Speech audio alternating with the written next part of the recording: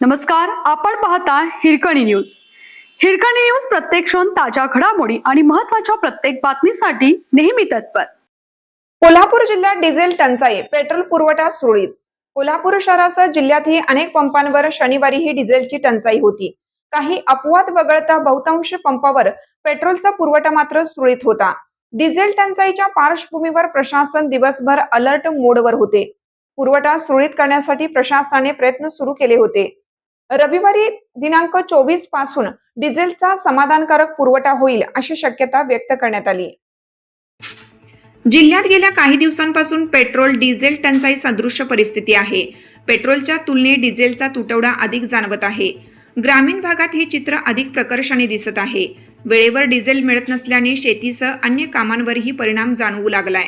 डिझेलसाठी लांबलचक रांगा लागल्याचं चित्र जिल्ह्यात तूर्त जरी नसलं तरी जवळच्या ठिकाणी डिझेल मिळण्यासाठी 1-2 दिवसांची प्रतीक्षा करावी लागत आहे. शहरासह जिल्ह्यातही पेट्रोलचा तुटवडा नाही, मात्र दररोज सरासरी 10 ते 12 पंप कोरडे पडत आहेत. एका पंपावर पेट्रोल संपले की नजीकच्या दुसऱ्या पंपावर वाहनधारकांचा ताण वाढत आहे. परिणामी त्यांच्या विक्रीत वाढ होऊन तोही पंप लवकर बंद पडत चालल्याचंही चित्र आहे. यामुळे काही ठिकाणी पेट्रोलसाठी रांगा लागत आहेत. डिझेल घेऊन रेल्वेची वॅगन शनिवारी दुपारी मिरजेत दाखल झाली. मिरज येथील डेपोत डिझेल उतरून घेण्याचे काम उशिरापर्यंत सुरू होतं. दरम्यान डेपोला सोमवारी सुट्टी असते, ती रद्द करावी आणि सोमवारीही पेट्रोल पंप चालकांना डिझेल पेट्रोल उपलब्ध करून द्यावं अशी सूचना जिल्हाधिकारी डॉक्टर राठोड यांनी संबंधित अधिकाऱ्यांना केली.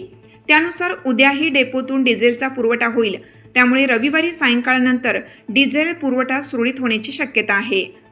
करा आणि सबस्क्राइब करायला विसरू नका आणि रहा अपडेट.